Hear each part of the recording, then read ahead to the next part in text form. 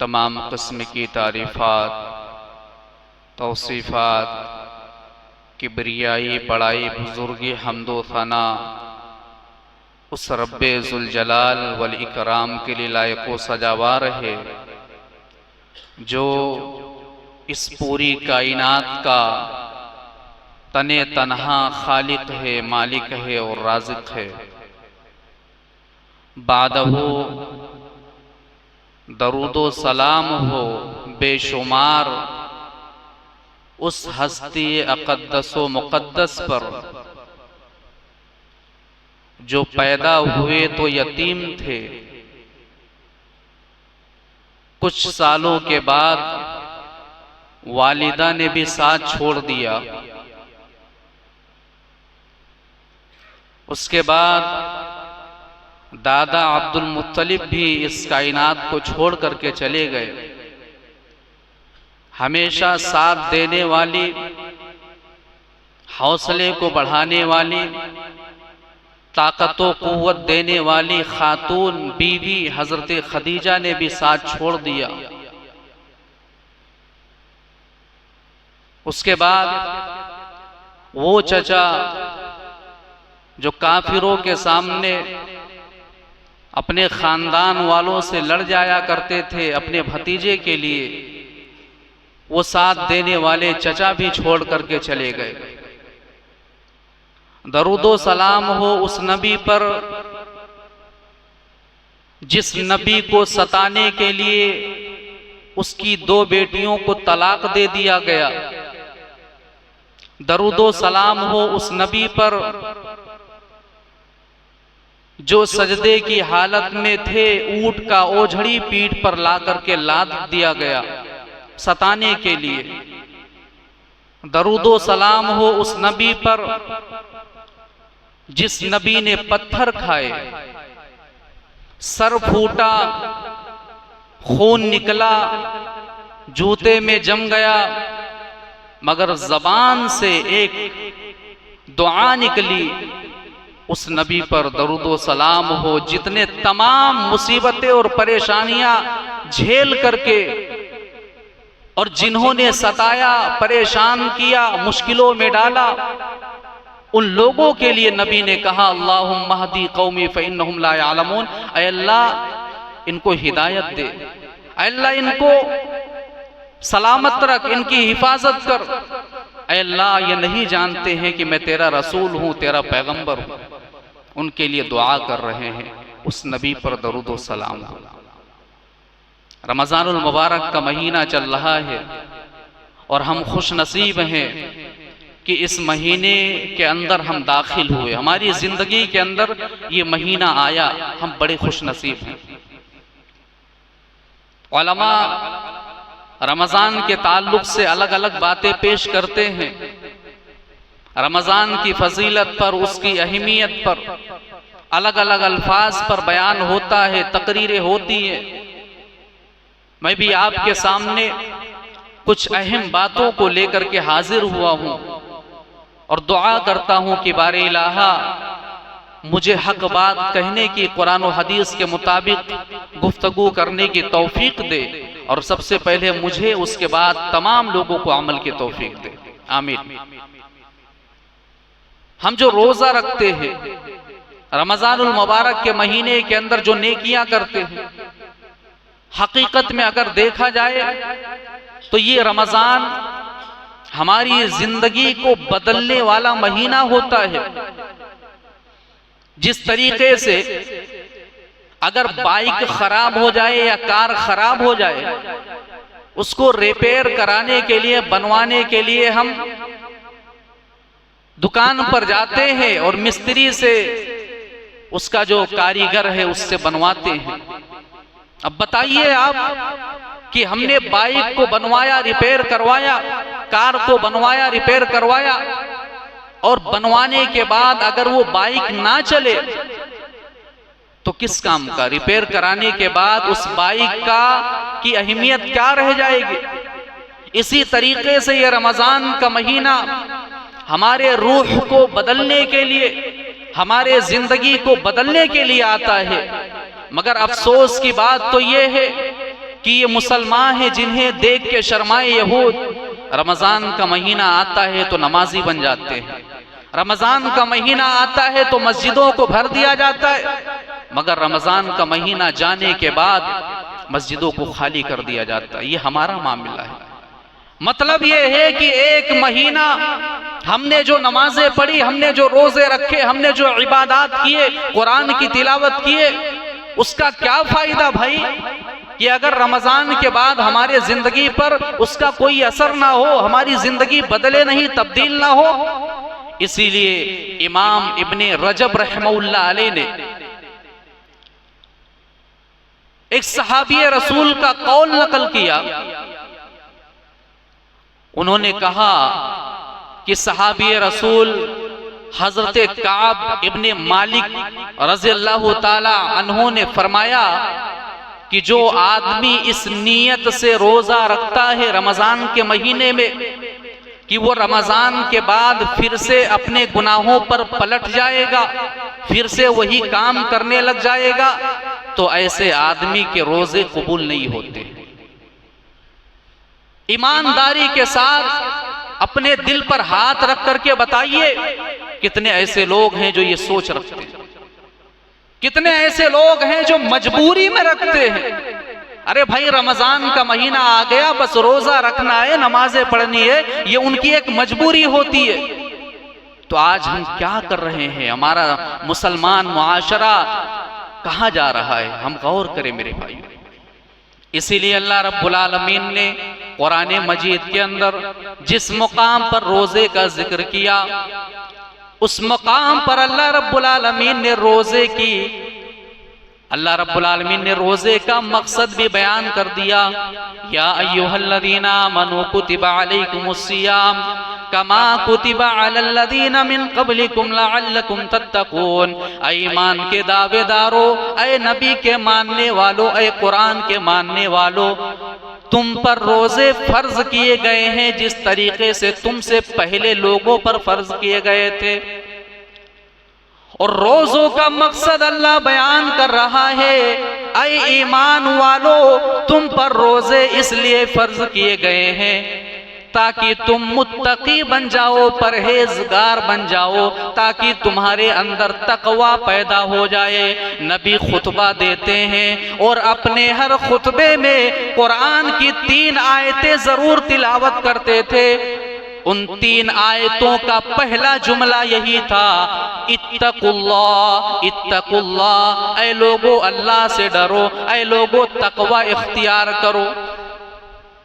तो हमारे जिंदगी के अंदर अगर ये रमजान का महीना आया है तो इसलिए आया है ताकि हम तकवा इख्तियार कर लें। तकवा का माना क्या है? हमने बहुत बार तकवे के ऊपर तकरीरें सुनी। ज़ोहर का टाइम है, हम रोजे से हैं, धूप है, गर्मी है, हमें प्यास लगी है, हमारा गला सूखा हुआ है, नमाज का वक्त है, हम वुजू खाने पर बैठ करके वुजू कर रहे हैं। हमने कुल्ली करने के लिए मुंह में पानी डाला। अगर हम चाहे तो पानी का आधा हिस्सा मुंह में निगल ले, हमारा गला जो सूखा हुआ है वो तर हो जाए, मगर नहीं, तकवा इसी का नाम है। दुनिया वाले नहीं देख रहे हैं, हमारा बाप नहीं देख रहा है, हमारी माँ नहीं देख रही है, ये दुनिया वाले नहीं देख रहे हैं, मगर हमारा अल्लाह देख रहा है। अगर हमने गले में पानी डाल लिया, हम पेट में पानी लेकर के चले गए, तो हमारा रोजा टूट जाएगा। दुनिया वाले नहीं देख रहे मगर अल्लाह देख रहा है, इसी का नाम तकवा है। आज हम किस रास्ते पर जा रहे हैं? इसीलिए प्यारे रसूल सल्लल्लाहु अलैहि वसल्लम ने उस हदीस को बयान किया जो हदीस कुदसी है। अल्लाह से डायरेक्ट नबी ने बयान किया। अल्लाह ने फरमाया कि आदम की औलाद, आदम के बेटे जितने अमल करते हैं उनको लिखा जाता है, वो फरिश्ते लिखते हैं, मगर रोजा एक ऐसा अमल है, एक ऐसी इबादत है जिसका अज्र मैं दूंगा। उसको अल्लाह रब्बुल आलमीन ने अपने पास रख लिया है। नमाज के बारे में, तमाम इबादतों के बारे में ये है कि आदमी अगर करता है तो उसे कई उसके दर्जात अल्लाह रब्बुल आलमीन बुलंद कर देता है। मगर रोजे के ताल्लुक से अल्लाह ने कहा कि हमने बंद कर दिया और हम देंगे, उसका अजर हम देंगे। क्यों कहा अल्लाह रब्बुल आलमीन ने? इसलिए कि रोजा एक ऐसी इबादत है जो सिर्फ अल्लाह के लिए किया जाता है, सिर्फ अल्लाह के लिए, और उसके बारे में सिर्फ अल्लाह जानता है। आप नियत करते हो रोजे के लिए, दिल में वो फरिश्ता जो लिखता है दिन रात बैठ करके, उसको भी नहीं मालूम कि आपने रोजे की नियत की है कि नहीं, सिर्फ अल्लाह को मालूम। रोजा एक ऐसी इबादत है सिर्फ अल्लाह जानता है। इसीलिए अल्लाह ने कहा कि बंदा मेरे लिए रखता है तो उसका अज्र मैं देने वाला हूं, और जिस चीज का अज्र मेरा रब दे उसका क्या कहना। अल्लाह रब्बुल आलमीन हमें, हमारे अंदर तकवा पैदा कर दे, हमारे रोजों को अल्लाह कबूल करे। रमजान का महीना मेरे भाइयों जिंदगी को बदलने वाला महीना है, और ये महीना हर किसी को नसीब नहीं होता।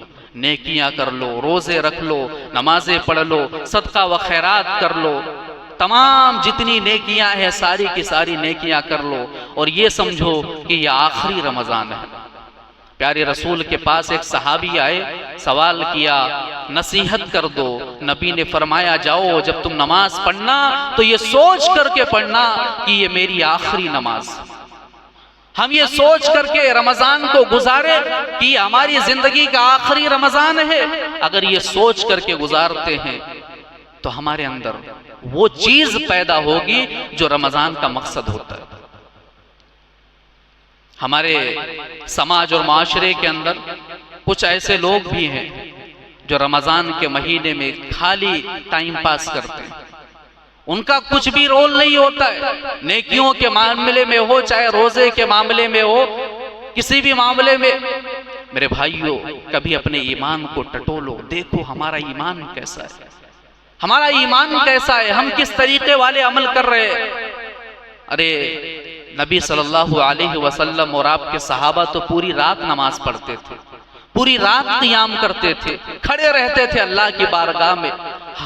हमारा ईमान कैसा है, हमारा बदन कैसा है, हमें क्यों नहीं तौफीक मिलती है। हम 1-1.5 घंटे में ही परेशान हो जाते हैं, हमारे पैर में दर्द होने लगता है। और हमने ऐसे लोगों को भी देखा है, इधर क़ियाम हो रहा है, इधर तरावी की नमाज हो रही है, उधर बैठ करके टाइम पास कर रहे हैं। ये हमारा मामला है। मुसलमानों, टाइम पास मत करो। अल्लाह के नबी सल्लल्लाहु अलैहि वसल्लम के एक सहाबी, जलीलुल कद्र सहाबी हजरत तलहा इब्ने उबैदुल्लाह, ये बयान करते हैं कि नबी के पास 2 लोग आए, दोनों साथ में ईमान लाए, दोनों साथ में ईमान लाए। एक बड़ा एक्टिव आदमी था, नेकियों के मामले में आगे रहता था, और एक बड़ा सुस्त था नेकियों के मामले में। एक आदमी अगली सफ में खड़े होकर के नमाज पढ़ता है, दूसरा बाद में आता है, पिछली सफ में खड़े होकर के नमाज पढ़ता है। फर्क है कि नहीं है? हमारे समाज और माशरे के अंदर करोड़पति लखपति बहुत ज्यादा है, मगर कुछ ऐसे लोग हैं जो लाखों करोड़ों अल्लाह की राह में दे देते हैं। मगर कुछ ऐसे करोड़पति हैं जो रमजान के महीने में तरावी पढ़ने वाले हाफिज को अगर देना रहे तो 50 या 100 रुपया देंगे। दिल का मामला है, नेकी के मामले में आगे आगे रहने का मामला है। प्यारे रसूल सल्लल्लाहु अलैहि वसल्लम के पास जो दोनों लोग आए, उनमें एक नेकी के मामले में आगे रहता था, जो नेकी के मामले में आगे रहता था वो शहीद हो गया जंग में लड़ते लड़ते, और जो सुस्त था वो उसके शहीद होने के 1 साल के बाद नेचुरल मौत आई उसकी। हजरत तलहा इब्ने उबैदुल्लाह कहते हैं कि मैंने ख्वाब में देखा कि वो दोनों जन्नत के दरवाजे पर खड़े हुए हैं, मैं भी वहां खड़ा हुआ हूं। फरिश्ता एंट्री दे रहा है, जन्नत में दाखिल कर रहा है, तो सबसे पहले उस इंसान को दाखिल कर रहा है जो 1 साल के बाद मरा था। जिसकी मौत 1 साल के बाद आई थी, और जो नेकियों के मामले में आगे रहता था, शहीद हुआ था अल्लाह के रास्ते में, उसको बाद में एंट्री दी फरिश्ते ने। उसके बाद तलहा इब्ने उबैदुल्लाह कहते हैं कि फरिश्ते ने मुझसे कहा कि अभी तुम्हारी बारी नहीं आई। सुबह हुई, सहाबे किराम ने ये ख्वाब हजरत तलहा ने बयान किया, अपने साथियों में बयान किया। तमाम सहाबा परेशान है, क्या बात है, एक आदमी शहीद और नेकियों के मामले में भी आगे रहता था, मगर उसको बाद में जन्नत में क्यों दाखिल किया गया। नबी के पास गए, नबी ने फरमाया, ऐ सहाबा इसमें परेशान होने की क्या बात है, ऐ सहाबा इसमें ताज्जुब करने की क्या बात है। ऐ मेरे सहाबा बताओ, ये शहीद होने वाला आदमी जो अल्लाह के रास्ते में शहीद हुआ था, इसके 1 साल के बाद मरने वाले आदमी के जिंदगी के अंदर क्या 1 साल के अंदर रमजान का महीना आया कि नहीं आया।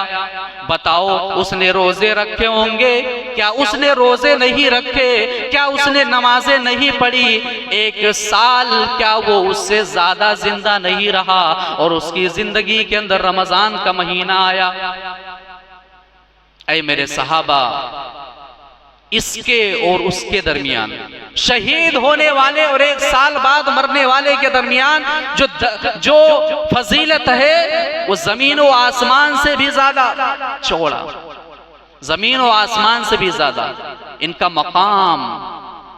अल्लाह अकबर, ये रमजान पाने का सवाब है, और रमजान यूं ही गुजार देने से काम नहीं चलेगा, और जो रमजान यूं ही गुजार देता है वो बड़ा बदनसीब आदमी है। और मैं नहीं कहता हूं, ये प्यारे रसूल ने फरमाया था, रग़िमा अनफ़ु रजुलिन, उसकी नाक खाक आलूद हो, वो आदमी बर्बाद हो जाए, उसकी सत्यानाश हो।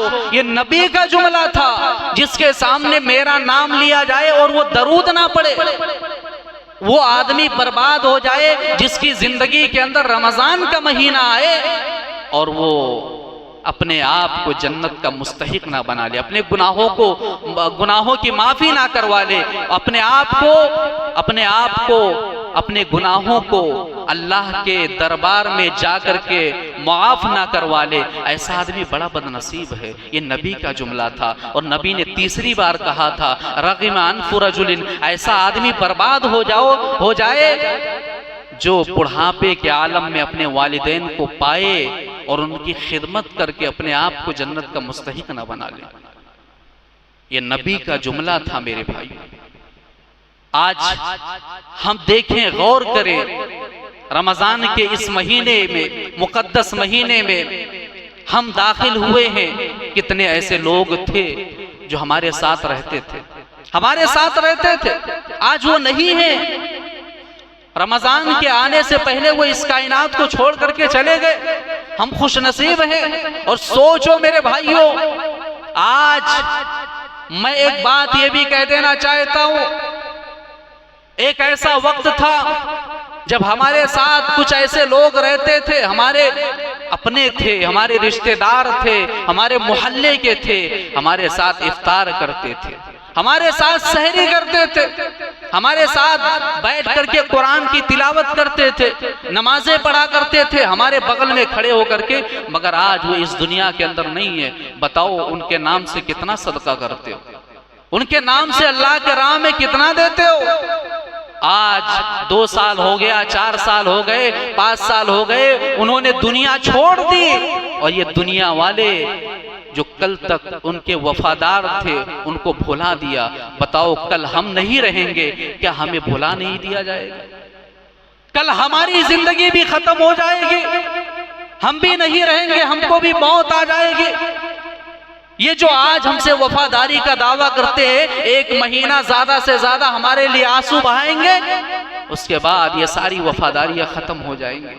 अपनी जिंदगी के अंदर अगर रमजान का महीना पाए हो तो अपने आप को अल्लाह के रास्ते में बढ़ो, आगे बढ़ो और बख्शवा लो, मगफिरत करवा लो। कौन है दुनिया के अंदर ऐसा जो कहे वमन यगफिरुज़्ज़ुनूब इल्लल्लाह, ऐ मेरे बंदो तुम गुनाह करते हो, वमन यगफिरुज़्ज़ुनूब इल्लल्लाह, ऐ मेरे बंदो गुनाह करने के बाद कौन है जो मेरे अलावा माफ कर दे तुम्हें? ऐसा है कोई ऐसा आदमी? हमारा रब हमसे कितनी मोहब्बत करता है। और कुरान मजीद के अंदर जिस मुकाम पर अल्लाह रब्बुल आलमीन ने रोज़ों का जिक्र किया, इस महीने की बहुत सारी खुसूसियात हैं। एक रोज़ा है, दूसरा कुरान को नाजिल किया गया, और तीसरी बात ये कि इस महीने के अंदर खास तौर से अल्लाह रब्बुल आलमीन दुआ को कबूल करता है। जिस मकाम पर अल्लाह रब्बुल आलमीन ने रोजे का जिक्र किया, सूरह बकरा के अंदर पहले रोजे का जिक्र हुआ, फिर अल्लाह ने बाद में रोजे के मसालों को बयान किया, बीच में अल्लाह ने तौबा का जिक्र किया, दुआ की बात कही अल्लाह ने, वइज़ा सअलका इबादी अन्नी फइन्नी क़रीब। आए नबी सल्लल्लाहु अलैहि वसल्लम, आपसे लोग सवाल करते हैं कि अल्लाह कहाँ है, आप कह दीजिए कि इन्नी फइन्नी करीब, अल्लाह तुम्हारे जान से भी ज्यादा करीब है, तुम्हारे जान से भी ज्यादा अल्लाह करीब है। उजीबु दावत दाई इज़ा दआनी फलयस्तजीबू ली वलयुमिनू बी लअल्लहुम यरशुदून। अल्लाह ऐलान करता है, ऐ मेरे बंदो, ऐ मेरे बंदो, ऐ पुकारने वालों, ऐ मुसीबत और परेशानी में घिरे हुए लोगों, ऐ बीमारियों में मुब्तला लोगों, ऐ इस दुनिया के अंदर सताए हुए लोगों, उजीबु दावत दाई इज़ा दआन, मुझे पुकारो, मुझसे मांगो, मेरे सामने हाथ फैलाओ, मेरे सामने अपनी परेशानी को बयान करो। मेरा अल्लाह तो वो है जो अगर जबान के अंदर हमारे अल्फाज नहीं है, हम अल्लाह के सामने हाथ उठा करके दुआ कर रहे हैं मगर हमारे पास अल्फाज नहीं है, अपने रब के सामने किन अल्फाज में मांगे। मेरा रब तो वो है जो दिलों की बात को भी जानता है। अल्लाह कह रहा है, ऐ मेरे बंदो पुकार करके देखो, फलयस्तजीबू वलयुमिनू बी लअल्लहुम यरशुदून। अल्लाह ने एक शर्त लगा दिया, पुकारो मगर एक शर्त है, ईमान के साथ अल्लाह कबूल करेगा। तो दुआ का महीना है, तौबा का महीना है, ज्यादा से ज्यादा तौबा करो, अपनी जिंदगी को बदलो। और तौबा वो वाला तौबा नहीं जो आज कर लिए फिर वही गुनाह करो, नहीं मेरे भाई। एक बार अल्लाह के सामने हाथ उठाओ और जिंदगी के अंदर जितने गुनाह हुए, जितने अल्लाह की नाफरमानियां हुई, सारे गुनाहों को अल्लाह के सामने पेश करो और कहो, अल्लाह गलती हो गई है, माफ कर दे, ये गलती दोबारा नहीं होगी, तौबा करो, तौबतन नसूहा। अल्लाह की कसम मौका है मेरे भाइयों, बड़ी दर्द मंदाना अपील है आपसे मैं करता हूँ। मेरी माओ और बहनों अगर सुन रही हो तो सुनो। मेरे भाइयों, जितने लोग हो सारे के सारे लोग अपने दिल पर हाथ रख करके बताओ, कितने गुनाह किए हैं हमने जिंदगी के अंदर। कभी अकेले में किए, दुनिया वाले नहीं जानते हैं। हमने ऐसे गुनाह भी किए रात की तारीकी में, कोई नहीं जानता अल्लाह के अलावा। हमने ऐसे गुनाह किए हैं जिससे हमारे पड़ोसी हमसे नाराज है। हमने ऐसी गलतियां की हैं कि हमारा भाई हमसे नाराज है। हमने ऐसी गलतियां की है कि हमारी माँ हमसे नाराज है। हमने ऐसे गुनाह किए कि हमारा बाप हमसे नाराज है। मना लो, सबको मना लो, मना लो, सबको मना लो। अपने बाप को मनाओ, अपनी माँ को मनाओ, अपने रब को मनाओ, सबको मना लो। टाइम है, वक्त है, अपनी जिंदगी को बदल लो। प्यारे रसूल सल्लल्लाहु अलैहि वसल्लम हमेशा आपका ये मामूल था। नबी सल्लल्लाहु अलैहि वसल्लम आपकी शख्सियत के बारे में कोई शक है? कायनात के सबसे अजीम इंसान थे, मगर दिन और रात में मिला करके कितनी तौबा करते थे। पता आपको क्या गुनाह किया नबी ने? कोई गुनाह किया उन्होंने? कोई खता हुई उनसे? मगर तौबा प्यारी रसूल सल्लल्लाहु अलैहि वसल्लम इस तरीके से कर। क्यों मेरे भाई? आखिरत का खौफ था, डर इस बात का था कि एक दिन अल्लाह के सामने खड़ा होना है। आखिरत की फिक्र थी।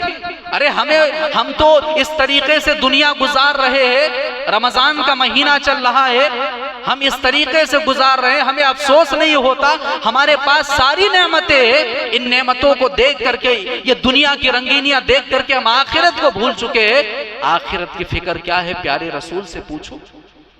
आप नमाज पढ़ रहे हो, जिस चटाई पर आप नमाज पढ़ रहे हो उस चटाई के नीचे लगा हुआ है नरम चीज, उसके ऊपर कालीन लगा हुआ है, उसके ऊपर कपड़ा बिछाया हुआ है, ऊपर से पंखा चल रहा है, बहुत सारे इंतजामात हैं आपके पास। बताओ आखिरत की फिक्र कितनी थी उस नबी को जो टूटे हुए चटाइयों पर लेटा करता था।